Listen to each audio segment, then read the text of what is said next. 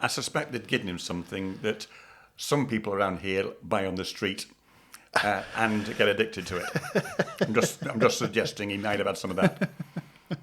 Does it rhyme with Dorfine? Something like that, yeah. Something like that, yeah. Fair enough.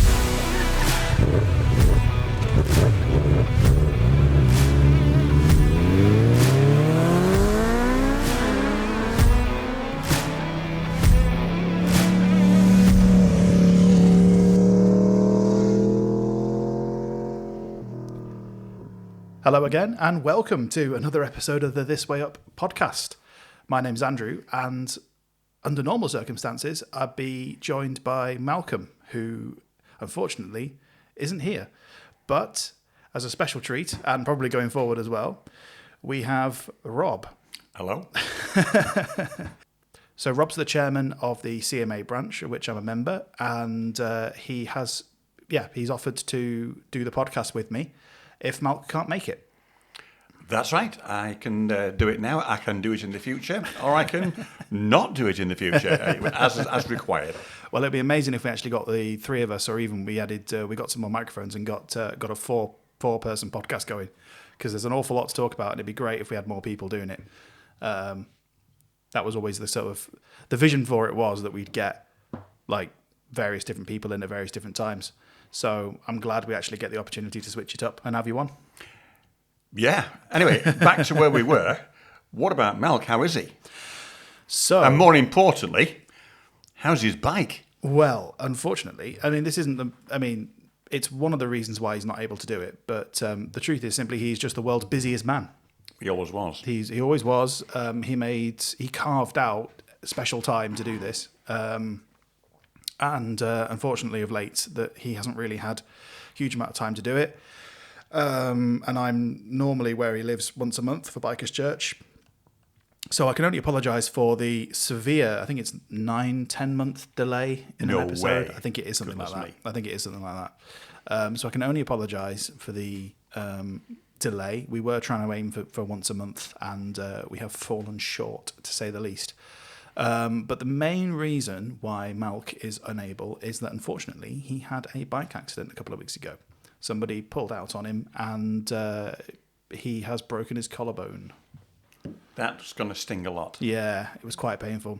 We do have an amazing photo of him very, very, very out of it on whatever they'd given him in an ambulance with our friend Mike, who works as an ambulance. He works as an ambulance support crew member in Stoke. So we've got a fantastic picture of him beaming his head off, presumably with his arm in a sling, with Mike posing next to him with a big cheesy grin on his face. But really, he's probably feeling a bit better now, but he was initially in quite a lot of pain, because it's quite painful one. I suspect they'd given him something that some people around here buy on the street and get addicted to it. I'm just suggesting he might have had some of that. Does it rhyme with Dorfine? Something like that, yeah. Something like that, yeah. Fair enough. So he is okay. He is on the mend. He is. His bike is not in a good situation. But the important thing is that he's okay. Good, excellent.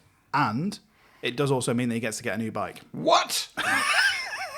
Can I break my collarbone? Because I did break my collarbone, and I did get a new bike. It was a full liability job, so he's got from the other side. So he does have he is getting another bike. And do you know what bike he's getting? I don't know for certain. Right, okay. I have heard that it might start with a T. Yeah. Rather than a KTM.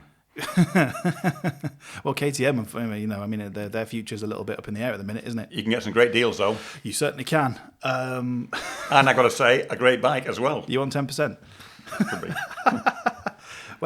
There's a dealer up in Wigan, isn't there? Yes, Yeah. Not a mile from where we are sitting now. Right, yeah, fair enough. Yeah, so we're currently in Rob's house at the minute, which is in Wigan, as you might know. I think for the foreseeable future, unless Malc specifically has time to do one, I think it'll be you and me. Right. Cool. And we'll try and do our best to get some new voices on if we can. That'd be good. It would be very good. For the foreseeable, it's me and thee. Right. I heard I thought he was getting a Triumph as well. I think he was mentioned, but I mean... He mentioned it briefly at Bikers Church on Sunday. Did he?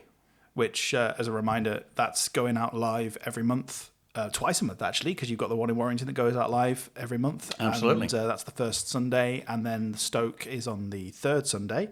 6:30 p.m. is when it goes live on Facebook and YouTube. The links are in the description.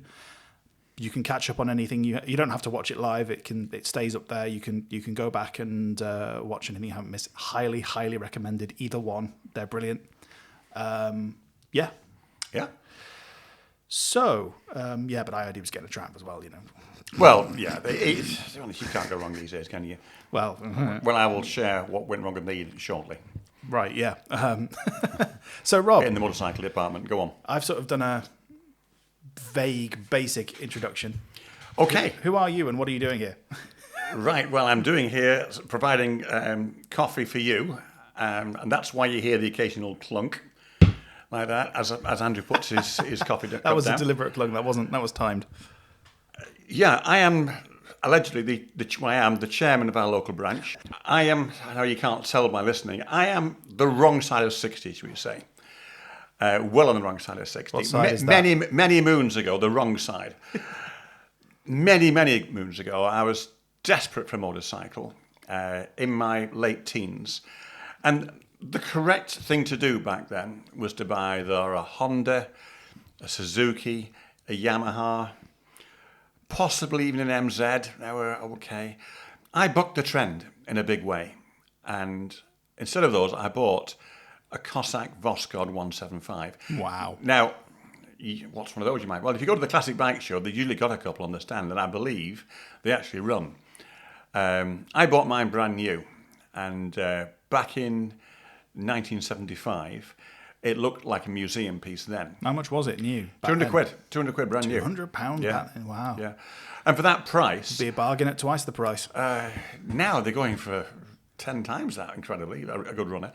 But back then, for that sort of money, you could buy a decent Honda CB175. And that's what I should have done. The Cossack came with intermittent headlights. When I say intermittent, you had a choice between the engine or the lights. No, I'm currently suffering from that at the minute. Well, you got no lights at all, I know. No, that's not true. But basically, I could have the lights on going downhill or when slowing down. But when going at a constant speed or accelerating, no headlight. It had also a problem with the grounding, which basically use your leg. So when I put my foot on the floor, I got an electric shock. That's a feature. Yeah, it was an interesting feature. Some people might find it pleasant. I personally didn't. Surely it would teach you to be better balanced. Oh, it did. It did. It certainly did. There were other issues regarding stopping it. The front brake didn't work. All these are bad things. And after 2 years, it basically wouldn't go anymore. Trifle concerns. So I swapped it for a push bike. And I rode pedal bikes for heathen. Many years. Seriously? Right, yeah. Right up, well, not heathen, but I seriously didn't ride a motorcycle for many years. During which time I got married, had some kids, blah, blah, blah, as you do. And back in 2008, something quite remarkable happened. I was a motorcycle Philistine. My brother, Mike, who's been mentioned many times. Hence the Cossack. Yeah, hence the Cossack, yeah. Ha! So, my brother Mike was very keen on motorcycling since I've known him, really. I wasn't. From 1978, thereabouts, all the way up to 2008, that's many years, I wasn't interested. I wasn't interested. Mike was showing me his bike, and I didn't want to know. There was one occasion, he actually got a CBX Thauer, which now I would have to admit it's a fabulous bike. He put me on the pillion seat and took me for a quick spin on it, and I absolutely hated it. And that was me done. But then something happened on the last day of 2007. Now, just to put you in perspective, it wasn't New Year's Eve. I'd done a load of stuff in the church up to that point. I'd done loads of stuff. I'd been involved in music, tech, kids' church, garden rota. Yeah, no, you've been a Christian all your life, haven't you? I've been a Christian pretty much. Yeah, that's another story. Since I was no, just to like single digits. Yeah, just single digits. digits. Yeah. Single digits. Same as me, really. More or less. And I've got to say, I I have a life that I've laid down for Jesus, and I'll come on to that later. Pretty much everything I do is Christ focused. That's the main driver in my life. I went to meet our Mike's for some celebrations, being the last day of the year, and I parked outside his house in my car. I was certainly bikeless at that point. And then, as I was walking from the car door to Mike's front door, which is maybe 10 yards, I had an experience similar to what Paul had, recorded in Acts 9, where Christ spoke to him in a big way. Now, we're told that changed all the Christian church. Now, this didn't quite do that. I didn't hear an actual physical voice. It wasn't one of them. I didn't hear any flashing lights. I just had an overwhelming feeling that I was not on my own. I was being spoken to with a very, very clear message. Yeah. Wow. And that's the only time that this has ever happened. It's a one-off. And for me, it was life-changing in many ways. Anyway, I went into Mike's house, kind of shell-shocked, really, pretty much stumbling. I wasn't even interested in the food. I needed to tell people what had just happened. And there was a few guys there who were old Christian Motorcyclists Association members, including one, I hate to use the word famous, but I suppose he is, Colin Pownall. He's most definitely famous among the... Yeah, he's well known. He's well, yeah. Maybe one day you might persuade him to come on here, I don't know. But I told him what God had just told me. Yeah, and he told me very clear, Rob, by name. He said, I heard God say, Rob, get yourself a motorbike. And I thought, what is all that about? So I told people there and then. I was buzzing with it. I mean, Colin Pownall was literally jumping up and down for joy and shouting whoopee. He absolutely loved it. Yeah. As was others. Yeah. So that was, actually by then it was getting into the first day of 2008, which just past midnight, I think it was. And I went home determined to sort this out as quickly as I possibly could. Because you had to wait at least a day before the dealerships opened the again next on day. January That morning was and I was frustrated thinking about it. Yeah, you couldn't go down and get one. I also had nowhere to put a motorcycle because my garage at the time was worse than derelict and falling apart. But as soon as the shops opened, Mike took me down to a motorcycle shop and booked my lessons because I had no license. How'd you? Oh, because when I was in my teens, it was a 175. I rode it on an L plate. Yeah, of course. Which back then it was just a car license and hang a L plate on it. Yet that was all it was. It wasn't even a CPT back then. So I booked lessons, booked a test, bought a load of gear, and wow. It was actually the second week in February. On the Sunday, I knocked off church early. Went to the bike shop, had my first lesson, which was a CBT on a 500, a Kawasaki 500 twin. Did all my lessons on that up until the following Thursday. A quick lesson on Thursday, which happened to be February the 14th. Just saying, it was like a Valentine present to me. You fell in love with a bike on Valentine's Valentine's Day. Passed my test that day. Bought my first proper bike. Which was? It was a Suzuki Bandit 600. Great little bike. Yeah. Which people nowadays think it's very sort of mid power, low power. Get this. Back in the 70s, the bike to have then was the CB750, a Honda. And the Suzuki Bandit, if you put them next to each other, would outperform it every day. No problem. And I thought back then, back in the 70s, that people who rode CB750s were supermen. And we had incredible skill to handle such an absolute monstrous bike. And that was me. I've been riding 4 days. Bought the Suzuki, and that was it. It's up and running. I didn't know why. I did a few camping trips with Mike and a few friends. I didn't understand what CMA was all about, the Christian Motorcycle Association. And a few of us decided to go to a rally in Germany, a place called Forchheim. I'm sure you can pronounce it better than me. Yeah. And we're not going to attempt today. So we went to Forchheim, which is the European Motorcyclists for Christ rally. There were not that many people from England there, half a dozen of us. And I met the then and now national chairman of Christian Motorcycle Association. I told him this story. Mr. Mike Fitton. Mr. Mike Fitton, a right good egg, I got to say. And he told me, he listened to my story very carefully. He said, well, I know what God sort of said to you, but if God had said that to me, I'd just join CMA straight away. I thought. Yeah, but he's biased though, isn't He is biased. But I listened to that and I thought, well, yeah, why not? No, it's, well, yeah, I mean, that's CMA in a nutshell, isn't it? It is. It's all about, it's sort of doing this. It's sharing the gospel with bikers. It's being This is the ministry next and bit I outreach. wanted to share. Yeah, And this is the next piece I wanted to share. I've talked about what I've done in the past, living the life in church and doing all this good stuff. Joining the Christian Motorcyclists Association. Someone might say, well, what's the point? What are you doing in Christian Motorcycle Association? And one good thing, and I've got to say I can't over-egg this, is that you've got a great bunch of mates and friends. The fellowship is phenomenal. I have a really good time with my Christian buddies, and they're a great bunch to go and ride with. Not least the guy who's sitting opposite me right now. No, stop. Oh, what a great laugh we have. I like riding with Andrew because he rides faster than everybody else. I mean, it's a challenge for me to keep up, which is a good challenge. It's a good challenge. But that's not the reason why... I might cut that bit out. That's not the reason why I've involved with Christian Motorcyclists Association, because what God's put on my heart is the urge to tell people about Jesus. Sometimes I'm sat at home in church, sat at church in church, listening to some guy talking for 40 minutes. I thought, there's a whole world of people out there who don't know Jesus, and I want to be out there talking to him. Yeah.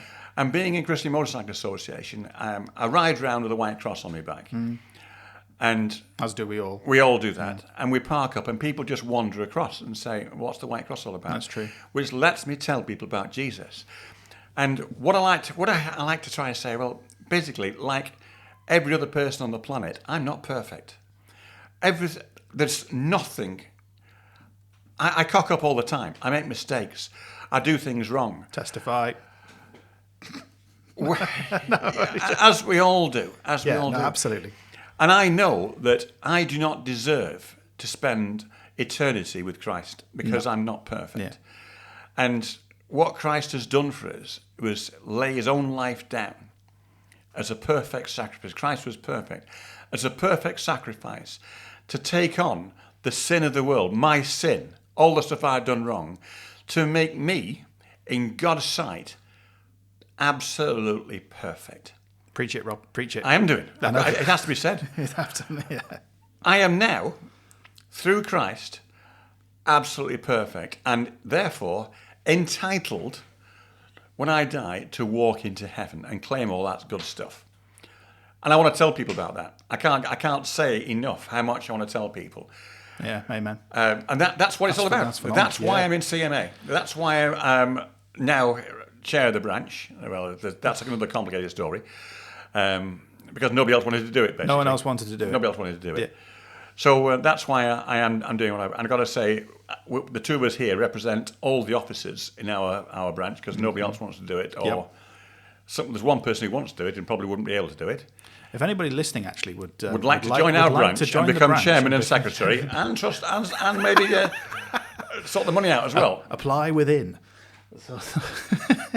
Send us an email. We'd love to hear from you. No, I'm only joking. Absolutely will. No. Well, but you can certainly get in touch with us if you are like-minded and like to have a great bunch of Christian friends to go riding with and meet with, and you have the desire, the urge to tell people about Jesus. There's a website you can get on and have a look at it. I'm sorry to interrupt, or even if you're listening to this or whatever, and you just think, I want to find out more. I'm not. Maybe you're not there yet. Maybe you're not Maybe you're unsure about what all this truly means. But you got a bike and you think, yeah, do you know what? Fancy getting to know some nice people on bikes and have a laugh and have that fellowship. Then by all means, you were going to just say the website. Sorry to have interrupted you. Go for it. Feel free.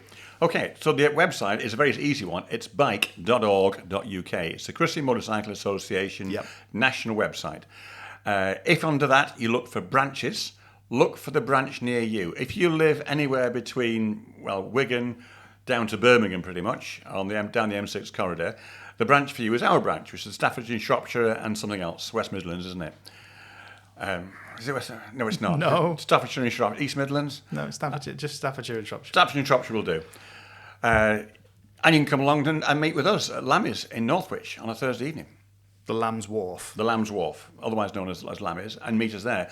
Send us an email, get in touch prior to, just so we can make sure we're there. And other than that, find your local branch if you're interested. Yeah. Get in touch. Cool. That was absolutely fantastic. Thank you. Did I mention the activities of the CMA or not? Well, no, but we can sort of get into that. I mean, we have sort of covered it on an earlier podcast episode. Oh, right, okay. But we can talk about what CMA has done this past year while we've been off, because there have been quite a few things, haven't there? Well, we missed out last weekend. There was the farmyard. Oh, of course, the farmyard party rally, yes. The CMA does not organise the farmyard party. No, it's rare that we organise our own events, the exception being the national rally for CMA, but that's really for, well, it's for anyone really, isn't it? But it's open to CMA members as a kind of retreat sort of thing.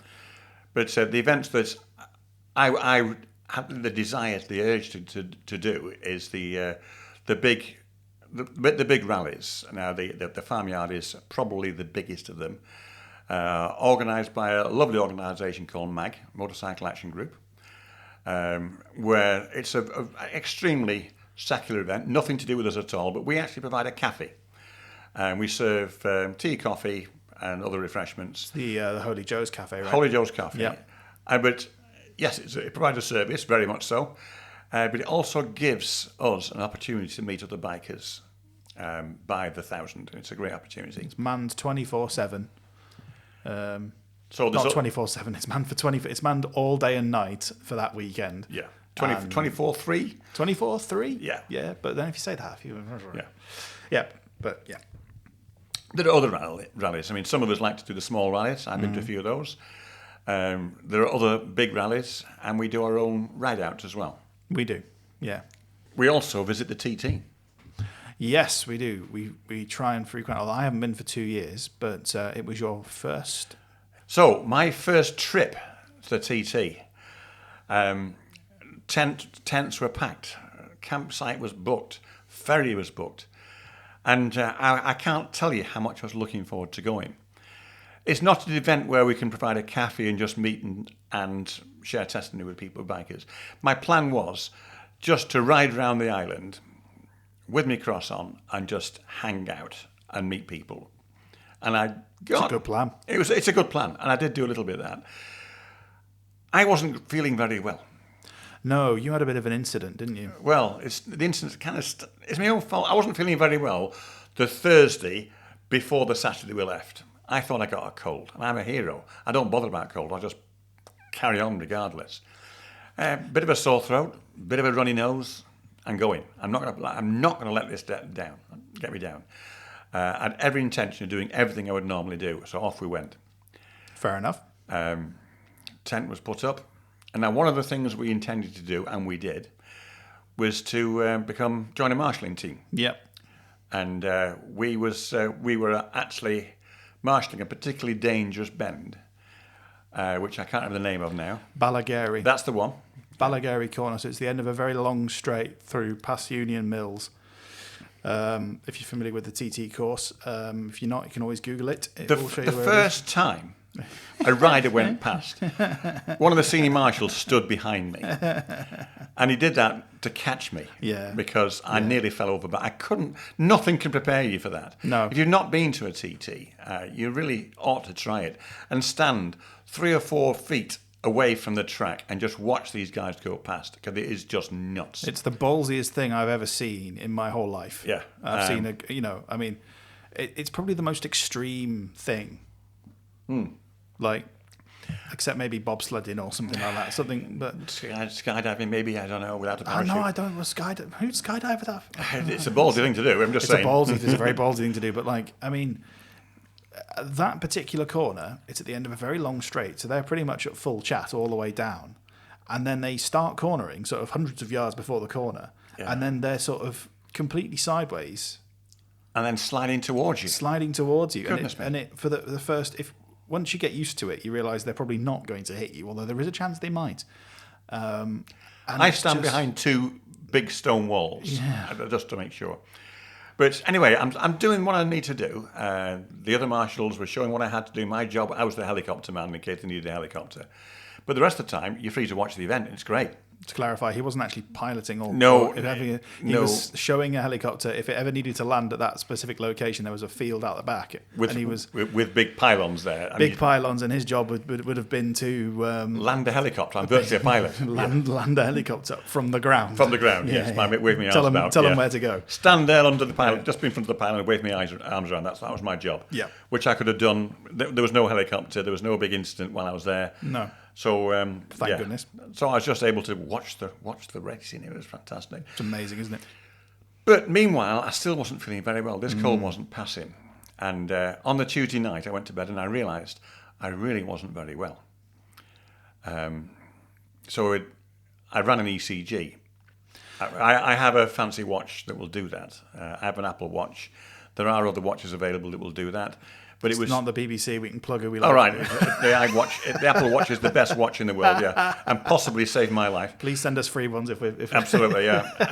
So I ran the Sponsored by ECG, Apple. and Yeah. the ECG was saying you need to get in contact with medical help immediately, which I, of course, ignored. So you thought you I just dutifully ignored. I'll be read. I've got a cold. see? I thought your watch. You actually ran. I didn't realise you ran a manual ECG on the watch. Oh, yeah. Because it'll warn it passively. Because mine does the same thing. If you ever fall into atrial fibrillation, it will start Which to exactly what it was doing. It will start to warn you. He's doing one now. There you go. I'm Yeah, not going well, to finish you've it got off because I couldn't be bothered.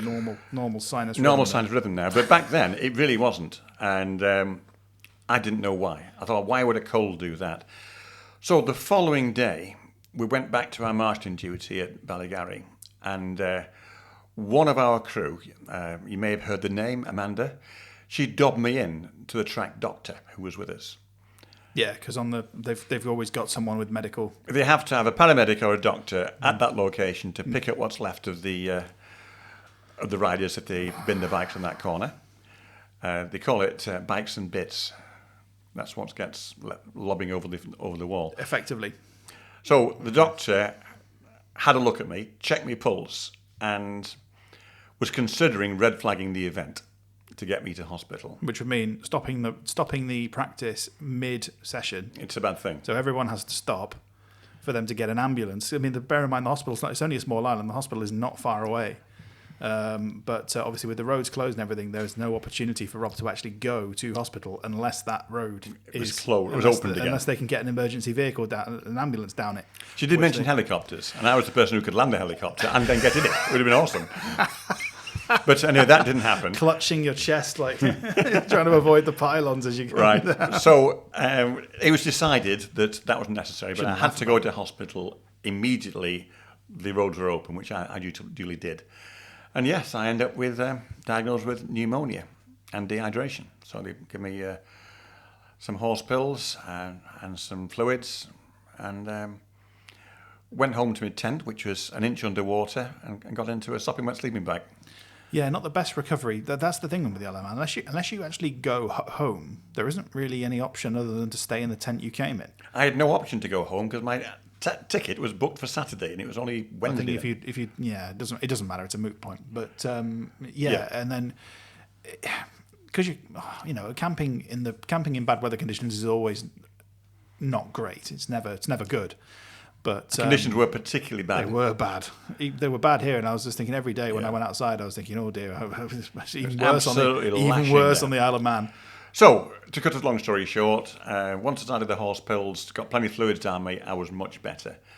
Even though I still need a second course of antibiotics when I got home.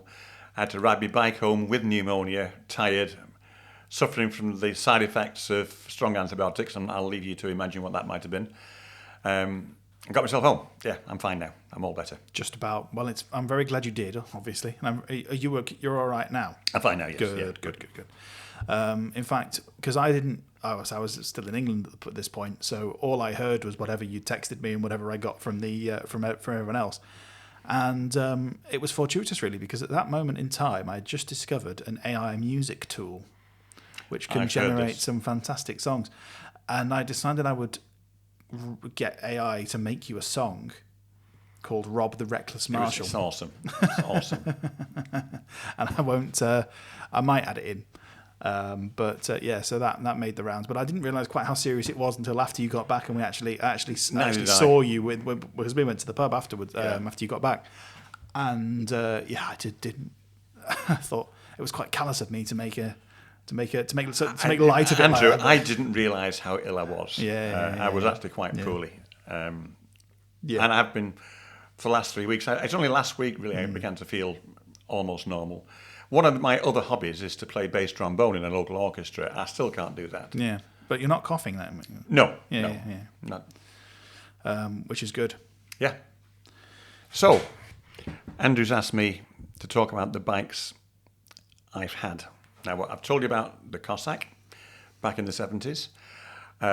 In the mid-noughties, 2008, I had the Suzuki Bandit, which was a good bike. There's no complaints here at all. But I got to the stage where I was riding it, apart from in 30-mile limits, pretty much flat out all the time, at full throttle. And it wasn't really enough. And I was surprised because when I first got it, I thought it was the most powerful thing I could ever imagine. Surprised. Same with me on my Suzuki 650. I thought, crikey, that thing's good. But so it needed a change. I actually went with Mike to look at another bike for somebody else, and they had a VFR 750. Now, I didn't know at the time that bike was probably a bit of a nail. It had a problem on one of the intakes. We're not talking about all VFR 750s. No. This particular one. I loved the bike. I loved the bike. It was everything I really wanted. But anyway, after a couple of months, after I'd spent a few £100 on a fruity can, I was a bit annoyed at that. Somebody took me out. I was filtering in traffic. I had an entire lane to myself, and somebody else decided they wanted the said lane, knocked me off the bike and drove off, left me in the road. No, fantastic. I wasn't too happy about that. I don't think I knew that. No, that was before your time, before I knew you. I think. Yeah. So I managed to get some sort of a payout using the what's it called now? The Motor Insurance Bureau. Motor Insurance Bureau, that's it. I always try and remember it as being the Men in Black, the MIB. Yeah, same initials. Yeah. Same initials. So I got a payout, which paid for my next bike. I got pristine VFR 800 in canary yellow. This was the yellow VFR, because that's when beautiful. You knew me then, yeah. That's when I met you, yeah. I still think, even now, I've got lovely bikes now. I loved that bike. I really did. It had everything. It was really... I know there are faster bikes. You can buy sports bikes that are much quicker. I know that. You can buy high-end Tourers that are more powerful. I get that. But I just love that. It just fit me so well, and it turned so well. I find that my riding really came alive on that motorcycle. I loved it. And unfortunately, the same thing happened as to the red VFR, the 750, that somebody pulled straight out in front of me, and I had no choice but to drive straight into the back axle and the rear wheel of a van.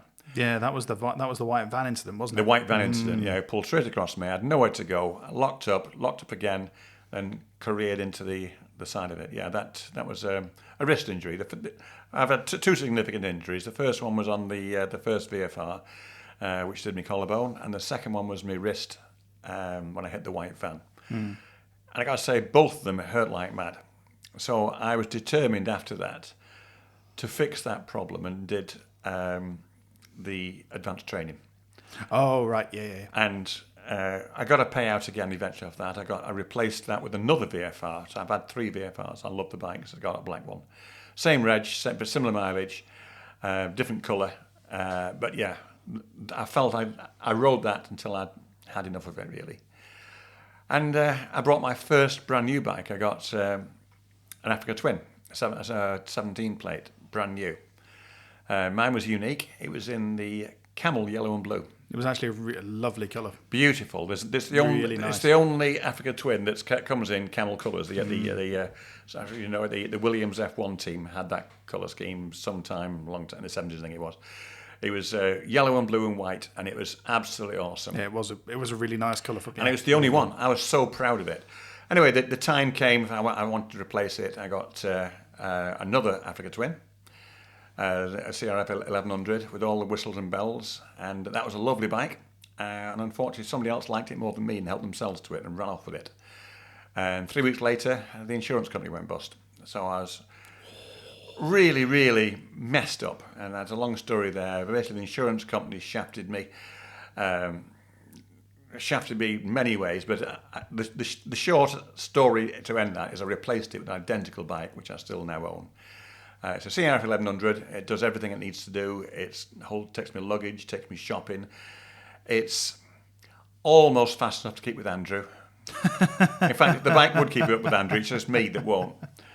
We're talking about the only time we've actually pitted them sort of head to head is when we've both been at a set of lights and the speed limit's been enough for us to get up decent speed. And I cannot react as fast as Andrew. It just so happens that even though I'm on a manual and yours is mine's an automatic, so it should give me the dual clutch, but it should give me an advantage, but it doesn't. I've just happened to He's just faster away. Very quick with the clutch. And it's possibly because Andrew in his early 30s and I'm in my late 60s. Reaction times. That's my excuse anyway.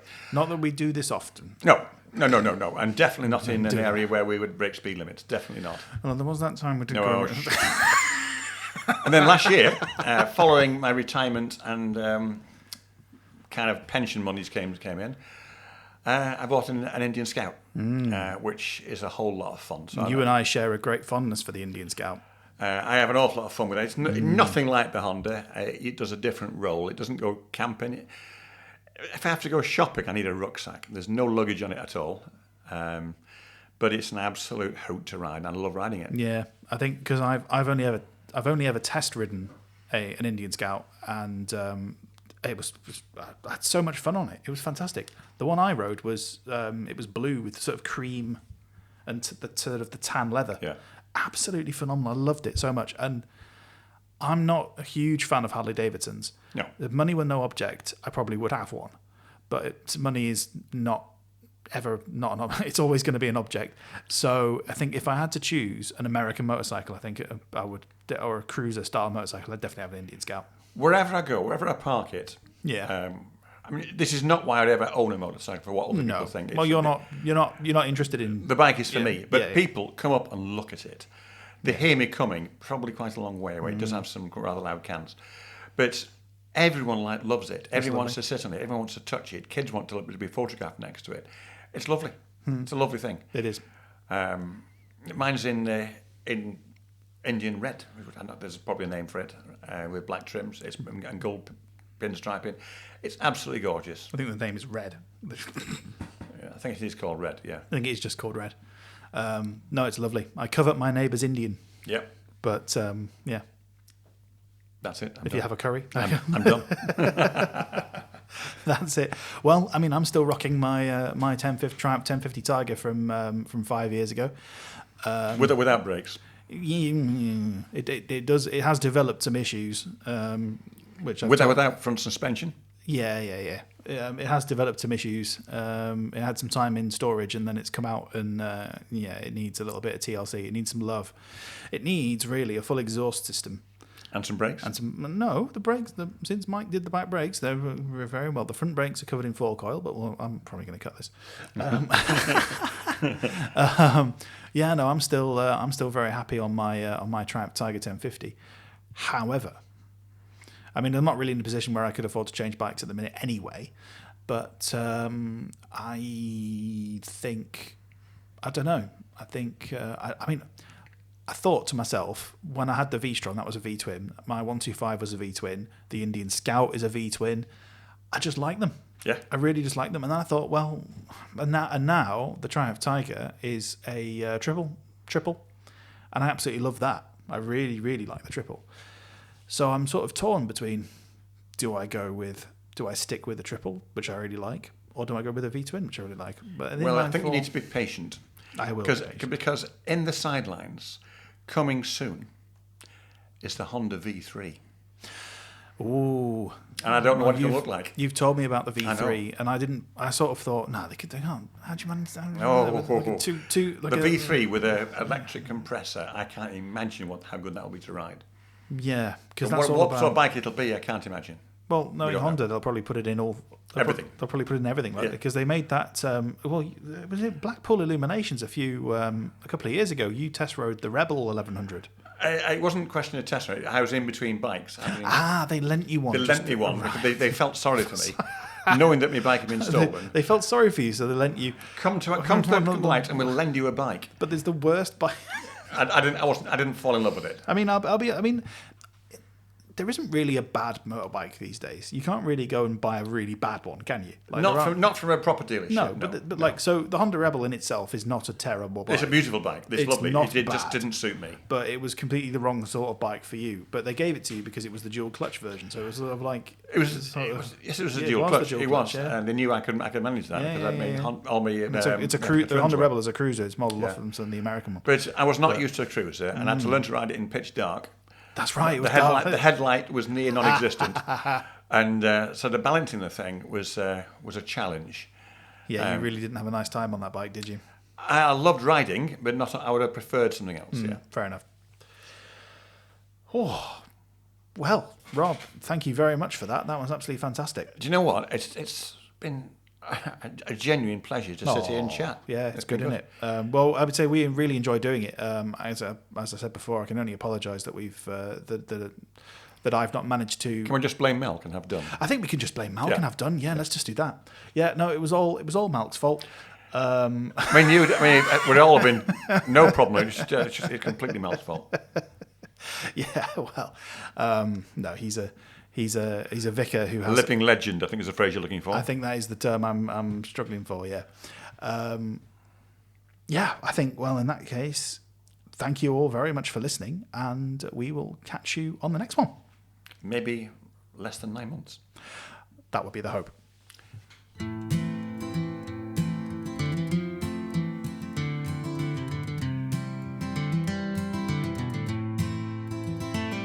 Oh, Rob, the marshal, bold and keen, stood by the track, a proud machine. The engines roared, the racers flew, but trouble stirred, and none he knew. His Apple Watch, it gave a shout, a warning clear, your heart's worn out. But Rob, he laughed, not now, not here. These bikes need me, I've no time for fear. Oh, to the Robless, brave but blind, left his health so far behind. Atrial warnings he cast away, till pneumonia came to have its say. The Isle of Man, with winds that bite, sapped his breath in the dead of night. The mist rolled in, the rain poured down, and Rob's own body wore the crown. In a hospital bed with a rueful grin, he thought of the bikes, the deafening din. Oh, the riders soared, and I stood tall, but now I'm grounded once and for all. Rob the reckless, brave but blind, left his health so far behind. Atrial warnings he cast away, till pneumonia